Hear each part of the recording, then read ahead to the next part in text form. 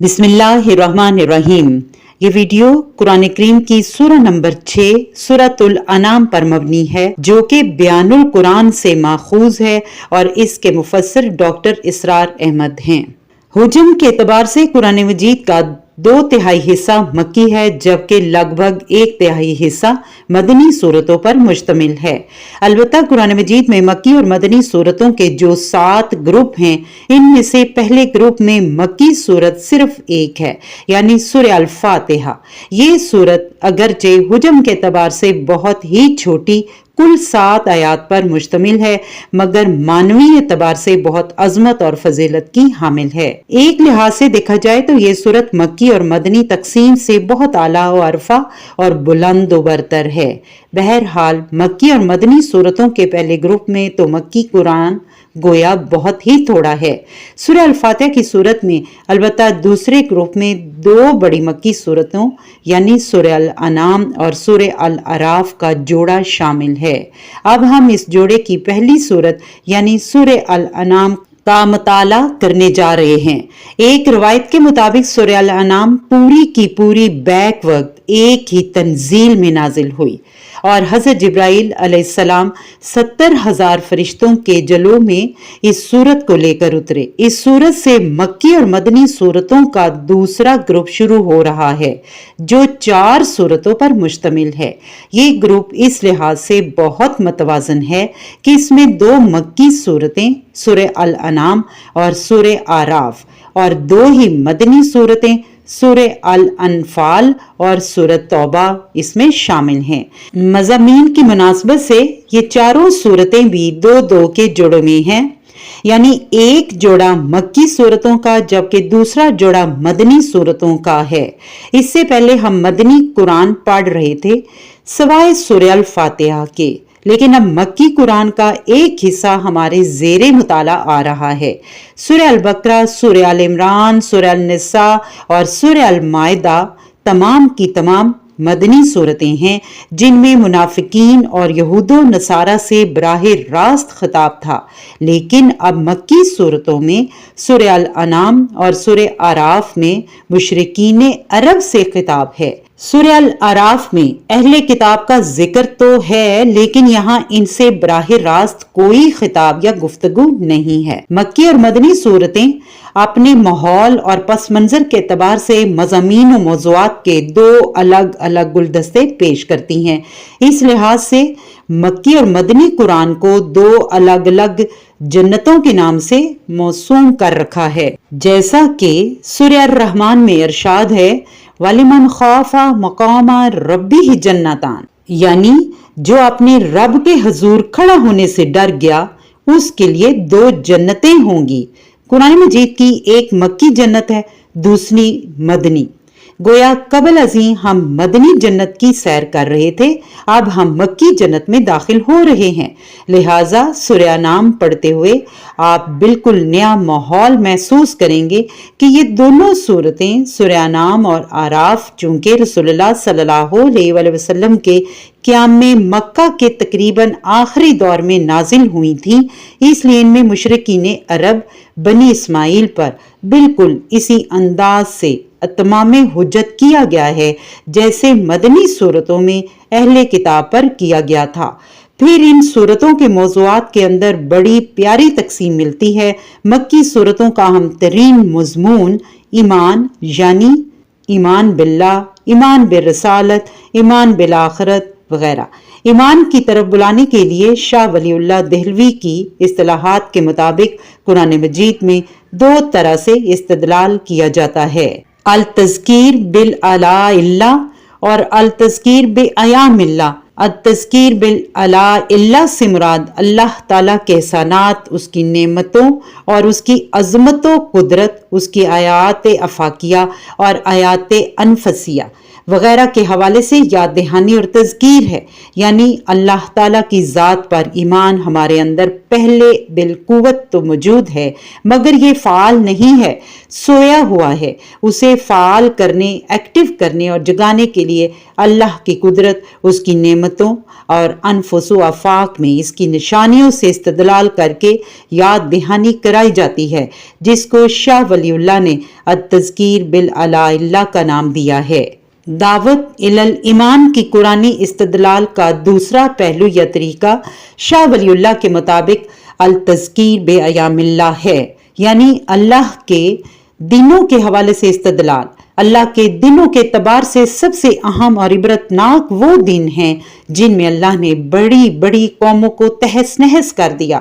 اس سلسلے میں اللہ کی سنت یہی رہی ہے کہ اللہ نے جب بھی کسی قوم کی طرف کوئی رسول بھیجا اور اس نے اپنی امکانی حد تک محنت و مشقت کی اور قوم کے افراد کو حق کی دعوت پہنچا دی، حق کو مبرہن کر دیا اور ان پر حق کا حق ہونا اور باطل کا باطل ہونا ثابت ہو گیا، اور اس قوم کے افراد کو اللہ کا پیغام پہنچا کر ان پر اتمام حجت کر دیا، مگر وہ قوم پھر بھی کفر پر اڑی رہی، اس نے رسول کی دعوت کو رد کر دیا، تو پھر اس قوم کے ساتھ رعایت نہیں برتی گئی اور بے لوگ فیصلہ سنا دیا گیا، یعنی وہ قوم ختم کر دی گئی، جیسے قوم نوح کے ساتھ ہوا تھا۔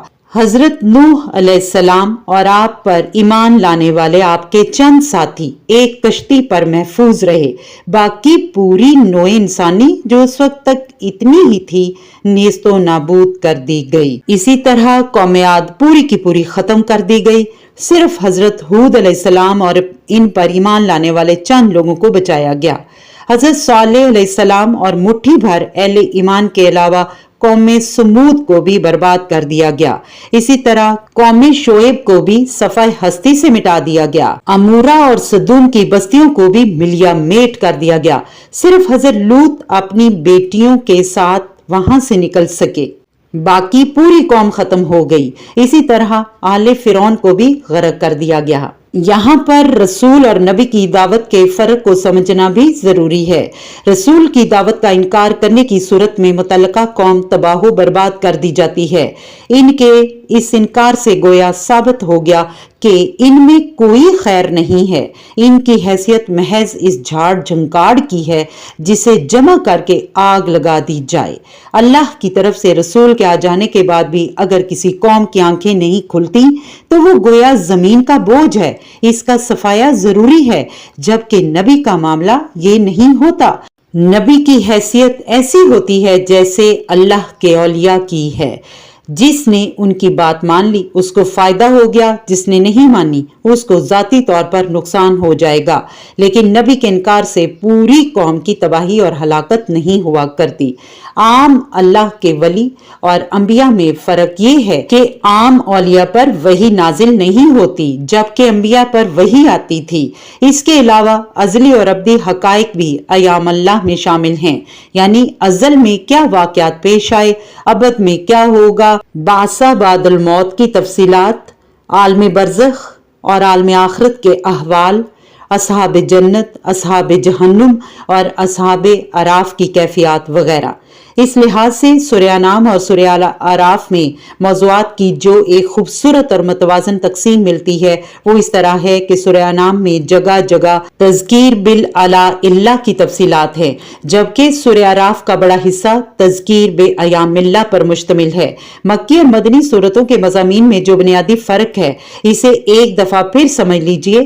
مکی صورتوں میں زیادہ تر گفتگو اور بحث و نظاں مشرکین عرب کے ساتھ ہے، لہٰذا ان صورتوں کا اصل مضمون توحید ہے، یعنی توحید کا اثبات، شرک کی نفی اور ایمانیات کا تذکرہ۔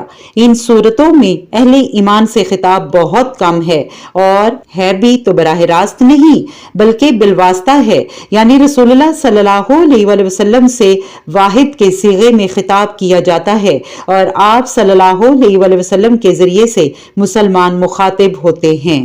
इन सूरतों में नफाक का जिक्र शायद ही कहीं मिले, क्योंकि मक्की दौर में नफाक का मर्ज मौजूद ही नहीं था। अहले मक्का के अंदर किरदार की पुख्तगी थी। वो वादे के पक्के थे, जिस चीज को मानते थे पूरे खलूस व अखलास के साथ मानते थे, और ना मानने की सूरत में उनकी मुखालफत भी बहुत शदीद होती थी। इनमें चालबाजियां, रिश्वतवानियां नहीं थी। इसके अलावा मक्की सूरतों में इंसानी अखलाकियात पर बड़ा जोर दिया गया है। मसलन सच बोलने की ताकीद, झूठ की हौसला शिकनी, बुखल की मजम्मत, सखावत की तारीफ, मसाकीन को खाना खिलाने पर जोर, और इन लोगों पर तनकीद जो दौलतमंद होने के बावजूद खट्टोर दिल हैं।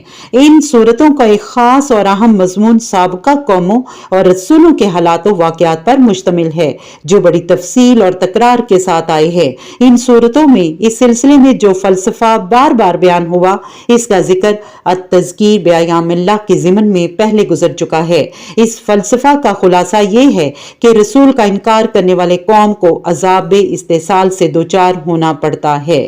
जैसा कि सूरह अनाम की आयत नंबर 40 में इरशाद बारी ताला है, फ़कुतिया दाबिरुल कौमिल्लज़ीना ज़ालमू, बस जड़ काट कर रख दी गई जालिम कौम की। दूसरी तरफ मदनी सूरतों में ज्यादातर खिताब या तो मुसलमानों से बहैसियत उम्मत मुसलमा है, या फिर अहले किताब यानी यहूद नसारा से बहैसियत साबका उम्मत मुसलमा। दावत के अंदाज में भी, मामलात के अंदाज में भी, तरगीब से भी और तरहीब से भी। इन सूरतों में नफाक और मुनाफिकीन का जिक्र कसरत से है। औस और खजरज के जो लोग मदीना में आबाद थे, वो अगरचे असल में अरब थे, लेकिन यहूदियों के जेर असर रहने की वजह से इनका मजाज और किरदार बदल चुका था। जो अखलाकी खराबियां किसी बिगड़ी हुई मुसलमान उम्मत में होती हैं, वो यहूद मदीना में बेतमाम व कमाल मौजूद थी। इनके जेर असर औस और खजरज के लोगों में भी अखलाक व किरदार की वैसी ही कमजोरियां किसी न किसी दर्जे में पाई जाती थी। यही वजह है कि मदीना में मुनाफिकीन का एक ग्रोह पैदा हो गया था। चुनाचे इन सूरतों का ये एक मुस्तकिल मजमून है। मदनी सूरतों का अहम तरीन मजमून अहकाम शरीयत यानी जायज़ व नाजायज़, फराइज़ वाजिबात और अमरो नवाही वगैरह की तफासील हैं। मक्की सूरतों के मज़ामीन की एक और किस्म भी समझ लें। मक्की और मदनी सूरतों के जिन 7 ग्रोहों का जिक्र पहले हो चुका है, इनके दूसरे और तीसरे ग्रुप में जो मक्की सूरतें सूरह अनाम, सूरह आराफ और सूरह यूनुस से लेकर सूरह अल मोमिनून तक मुसलसल 14 सूरतें शामिल हैं, इनमें ईमानियात में से ज्यादा जोर रसालत पर है। दरमियानी 2 ग्रुप्स की सूरतों में ज्यादा जोर तौहीद पर है, जबकि आखिरी 2 ग्रुपों में शामिल मक्की सूरतों में ज्यादा जोर आखिरत, बासा बादल मौत, जजा सजा, जन्नत और जहन्नुम पर है। ऐ अल्लाह, तू हमें कुरान पढ़ने, इस पर अमल करने और इसकी तमाम तर तालीमात को समझने और जिंदगी में इनको लागू करने की तौफीक अता फरमा। आमीन।